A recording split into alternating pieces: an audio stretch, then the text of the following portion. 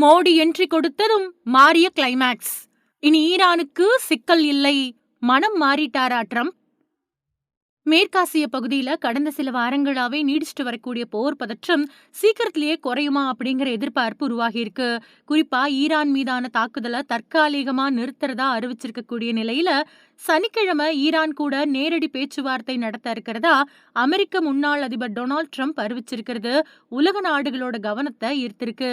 மேற்காசிய மோதல்ல ஒரு பகுதியா போன பிப்ரவரி 28 அமெரிக்கா அப்புறம் இஸ்ரேல் இணைஞ்சு ஈரான் மேல வான்வழி தாக்குதலை தொடங்கினதா தகவல்கள் வெளியாச்சு. இந்த தாக்குதல்கள் தொடர்ந்து பல நாட்கள் நடந்துட்டு வந்தது.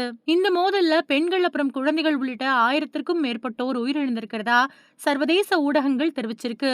இதுக்கு பதிலடியா ஈரானும் கடுமையான தாக்குதல்களை மேற்கொண்டது. குறிப்பா அமெரிக்கா அப்புறம் இஸ்ரேலோட ராணுவ தளங்கள் அமைஞ்சிருக்கக்கூடிய பகுதிகளை குறிவச்சு தாக்குதல் நடத்தப்பட்டதா சொல்லப்படுது. இதனால மேற்காசிய பகுதி முழுக்க கடும் பதற்றம் நிலவிட்டு வருது. உலக அளவுல எண்ணெய் அப்புறம் எரிவாயு விநியோகத்திலையும் இந்த மோதல் தாக்கத்தை ஏற்படுத்தி இருக்கு. இந்த மோதலை முடிவுக்கு கொண்டு வர பல்வேறு நாடுகளும் சர்வதேச அமைப்புகளும் தொடர்ந்து அழுத்தம் கொடுத்துட்டு வருது.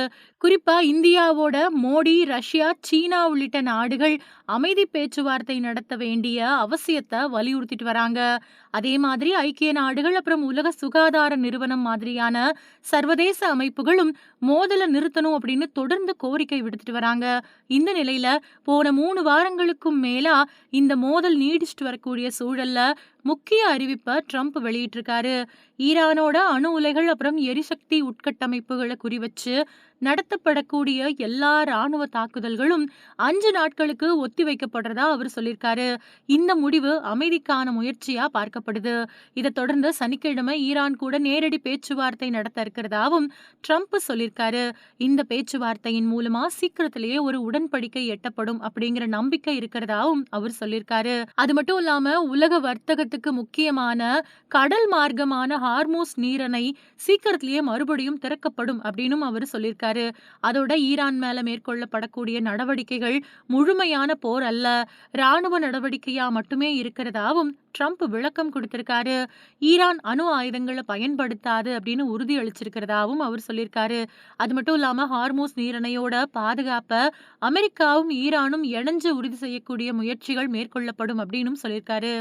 இந்த அறிவிப்புகளுக்கு பின்னாடி பல வாரங்களா நீடிச்சுட்டு வரக்கூடிய ஈரான் அமெரிக்கா மோதல் சீக்கிரத்திலேயே முடிவுக்கு வருமா அப்படிங்கிற எதிர்பார்ப்பு சர்வதேச அளவில் அதிகரிச்சிருக்கு.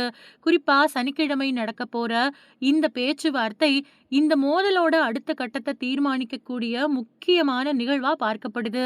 உலக நாடுகள் அனைத்தும் இந்த பேச்சுவார்த்தையோட முடிவை எதிர்நோக்கி காத்துக்கிட்டு இருக்காங்க.